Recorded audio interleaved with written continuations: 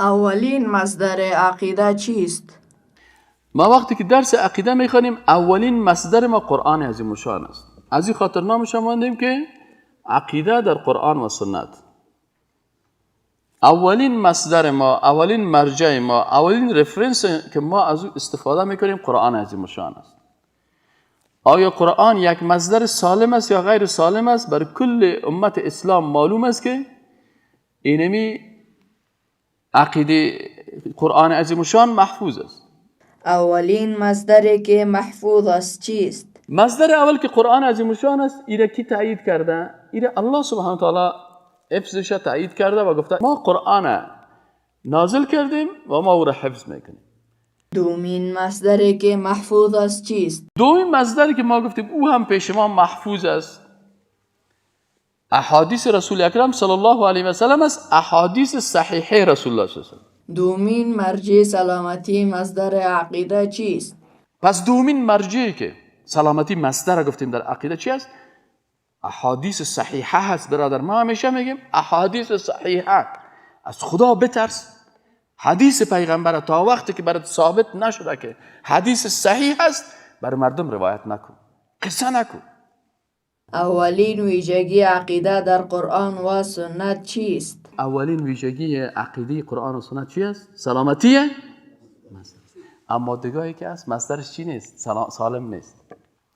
یا مصدرش فلسفه است از گپ افلاطون بگیره. آیا او افلاطون بیچاره مو را گفته یا نگفته؟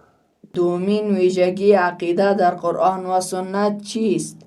دومش اعتماد این عقیده به قرآن و سنت است. مصدرش دومش اعتمادش. ما سر دیگه چیز اعتماد نمیکنیم. ما فقط عقیده خود از قرآن عظیم الشان و از سنت صحیحه رسول الله صلی الله علیه و فهمید؟ این اعتماد میکنیم. علما میگن که برادر آخری امت جور نمیشه مگر به آنچه که اولی امت جور شد. اول امت به نظریات افلاطون و ژان ژاک روسو و سقراط و از یا جور شد یا به قرآن و سنت صحیح رسول الله صلی الله علیه و سومین ویژگی عقیده در قرآن و سنت چیست؟ سومی خاصیت عقیده اسلامی در چی هست؟ تسلیمی به نصوص قرآن و سنت است. تسلیمی اولش فکرتان باشه باید سلامتی مصدر بود، دومش اعتماد بود، سومش تسلیمی هست. وقتی که ما عقیده قرآن و سنت هم میخوانیم فقط به قرآن عظیم الشان و سنت صحیح رسول الله صلی الله علیه و تسلیم هستیم. لکن بسیاری کسای دیگر شما ببین آیا همین سه چیز داره؟ آیا تسلیم میشه به حدیث رسول الله صلی الله علیه و آیا به آیت قرآن تسلیم میشه؟ یک نفر از ابوبکر صدیق داش نام میده انا لله و انا الیه راجعون. عمر فاروق داش نام میده لعنت میگه.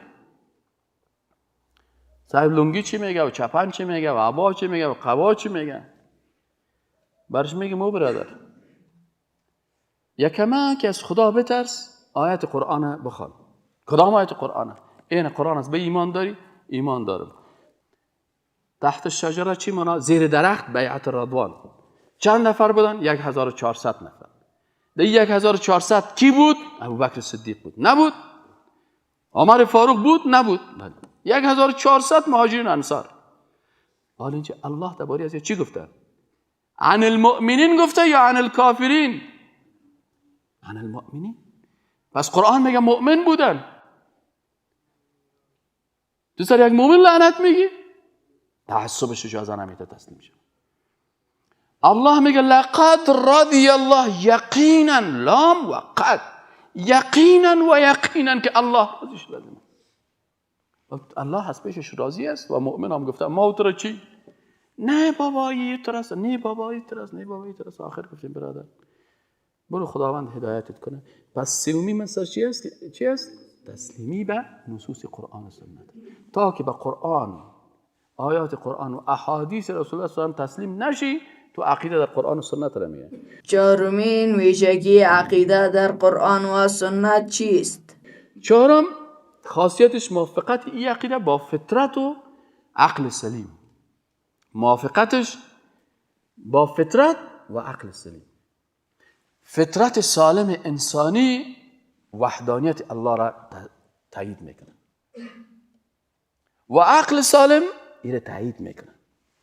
پنجمین ویژگی عقیده در قرآن و سنت چیست؟ پنجمیش واضح و آشکار است، دیگه هیچ لبس نیست، واضح و آشکار است. پنجمیش سلامتی از تناقض است، تناقضات وجود نداره. خدای واحد، پیغمبر، ایمان داشتن به پیغمبر، اخلاق ساخت یسه. ششمین ویژگی عقیده در قرآن و سنت چیست؟ این عقیده سبب ظهور، نصرت و کامیابی دارین است. اینمی عقیده قرآن و سنت است که پیغمبر گفته که نجاتت میده. هفتمین ویژگی عقیده در قرآن و سنت چیست؟ دیگه چی است؟ این عقیده پیغمبر است و عقیده صحابه پیغمبر است. از این خاطر اینه میگن عقیده اهل سنت و جماعت. چرا اهل سنت میگن؟ به خاطر که با سنت و روش رسول الله صلی الله علیه و در حرکت است. و جماعت است به خاطر از اینکه صحابه کرام رضوان الله تعالی علیهم اجمعین کلشان این عقیده داشتن و به میرا روان هستین. و این عقیده است ان شاء الله عقیده باقی است، ثابت است و مستقر است و جهانی است. عقیده قرآن و سنت در کل دنیا میچله. عقیده شوله و پله و خیرات و گدایی در کل دنیا نمیچله. شاید شوله شیرین در افغانستان بچله، لکن شوله شیرین که از در مثلا در هندوستان یا مثلا کسی در فرانسه، مسلمان فرانسوی به نام شوله شیرین چیزی رو نمیشناسه، به نام سمنک چیزی رو نمیشناسه. اما وحدانیت الله را، وجود الله را، اسما و صفات الله را کل از این میشناسه. از این خاطر اینی هست ویژگی های عقیده اسلام. و السلام علیکم و رحمت الله و برکاته.